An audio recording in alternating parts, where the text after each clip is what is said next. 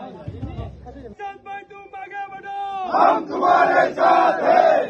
भाई तुम आगे बढ़ो। 3 દિવસ પહેલા મોડી રાત્રે ટીમ જગદીશ વિશ્વકર્માની નવી જાહેરાત થઈ, એટલે કે ગુજરાત પ્રદેશ ભાજપના સંગઠનના હોદ્દેદારોની એક સૂચિ બહાર પાડવામાં આવી। છેલ્લા ઘણા સમયથી જગદીશ વિશ્વકર્મા તેઓ પ્રદેશ પ્રમુખ બન્યા હતા અને ત્યારબાદ જગદીશ વિશ્વકર્માની નવી ટીમ એટલે કે પ્રદેશ ભાજપના સંગઠનના અલગ અલગ હોદ્દેદારોની જે સ્થાન ખાલી હતા તે સ્થાનની મોડી રાત્રે જાહેરાત થઈ છે અને એ સૂચિની અંદર અમુક નામો એ સૌને ચોંકાવી દે છે, કારણ કે યુવા ચહેરાઓને ટીમ જગદીશ વિશ્વકર્મામાં વધુ જગ્યા મળે છે અને એ જ યુવા ચહેરાઓની અંદર સૌથી વધુ જેમની ચર્ચા થતી હતી એ ચર્ચા હતી ડૉક્ટર પ્રશાંત કોરાટ, જેઓ રાજકોટ જિલ્લાના જેતપુરમાંથી આવે છે, કારણ કે તેમને મહામંત્રીનું પદ આપવામાં આવ્યું હતું। મહામંત્રી એટલે કે પ્રદેશના જે પ્રમુખ હોય છે તે પછીનું કોઈ સ્થાન જેનું સંગઠનમાં સૌથી વધારે મહત્ત્વ હોય તો એ મહામંત્રીનું હોય છે ને એ મહામંત્રીના પદ ઉપર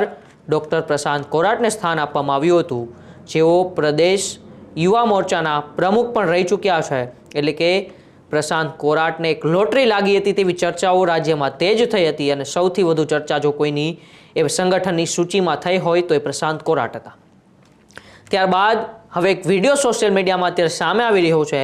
પ્રશાંત કોરાટની વરણી થાય છે અને વરણી બાદ જ્યારે તેઓ પોતાના પરિવાર સાથે પરિવારને મળવા પહોંચે છે ત્યારે તેમના માતા એટલે કે પૂર્વ મંત્રી જસુમતીબેન કોરાટની આંખમાં આંસુ જોવા મળે છે, કારણ કે ઘણા લાંબા સમયથી આ કોરાટ પરિવાર એ રાજનીતિની ખૂબ લાંબી ચર્ચાથી દૂર હતો, કારણ કે છેલ્લે જસુમતીબેન કોરાટ એ મંત્રી તરીકે રહી ચૂક્યા હતા। બાદમાં પ્રશાંત કોરાટ સંગઠનમાં પ્રદેશ યુવા મોરચાના પ્રમુખ તરીકે કામગીરી કરી રહ્યા હતા, પરંતુ જ્યારે તેઓની મહામંત્રી તરીકે વરણી થઈ ત્યારબાદ જ્યારે તેઓ પોતાના પરિવાર સાથે મળવા પહોંચ્યા ત્યારે જસુમતીબેન કોરાટની આંખમાં આંસુ આવ્યા અને તેમને આશીર્વાદ આપ્યા।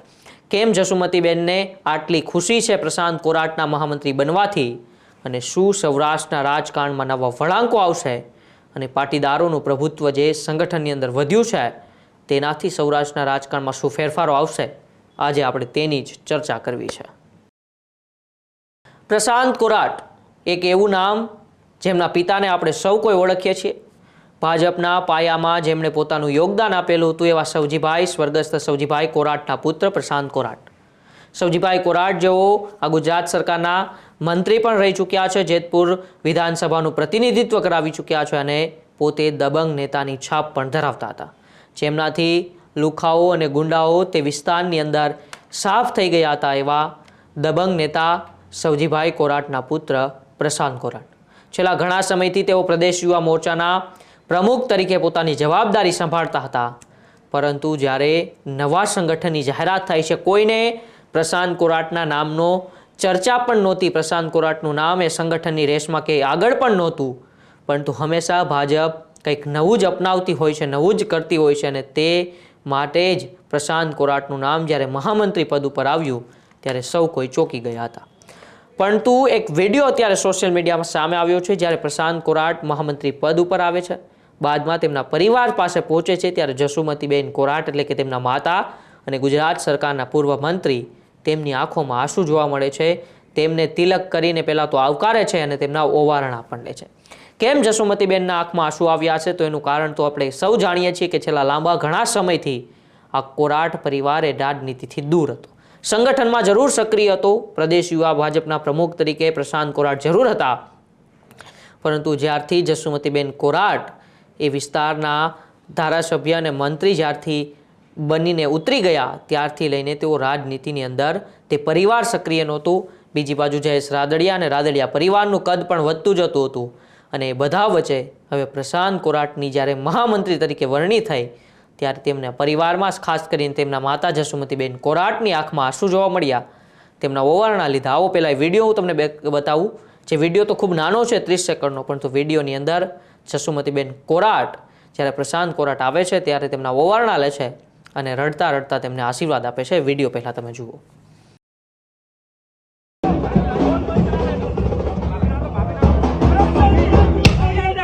हम तुम्हारे साथ हैं।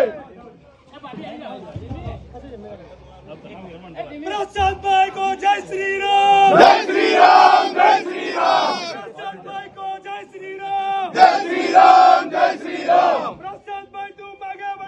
हम तुम्हारे साथ हैं प्रशांत भाई तुम आगे बढ़ो हम तुम्हारे साथ हैं भारत माता की जय माता की जय આ વિડીયોની અંદર આપણે જોયું કે જસુમતીબેન કોરાટ એ પ્રશાંત કોરાટને સૌપ્રથમ તો ગળે ભેટે છે, રડતા રડતા તેમને ગળે ભેટે છે, બાદમાં તેમને આશીર્વાદ આપે છે, તેમના ઓવારણા લે છે અને તિલક આપે છે.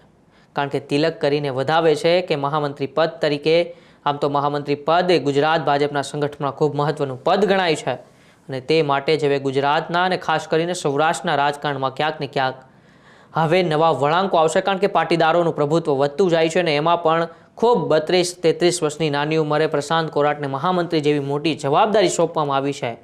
ક્યાંક ને ક્યાંક સૌરાષ્ટ્રના રાજકારણમાં ભારતીય જનતા પાર્ટી મોટો ખેલ પાડતી હોય એવું લાગી રહ્યું છે. કારણ કે સૌજી કોરાટ ખૂબ મોટું નામ, એ સૌરાષ્ટ્રના દિગ્ગજ નેતાઓમાં તેમનું નામ આવે છે અને એ પરિવાર છેલ્લા ઘણા સમયથી એમ કહેવાય છે કે સાઇડલાઇન પણ કરવામાં આવતો હતો. તે પરિવારને જસુમતીબેન જ્યારથી મંત્રી પદ ઉપરથી દૂર થયા ત્યારથી લઈ તે પરિવારને રાજકીય રીતે સાઇડલાઇન કરવામાં આવતો હતો તેવી ચર્ચાઓ પણ થઈ રહી હતી.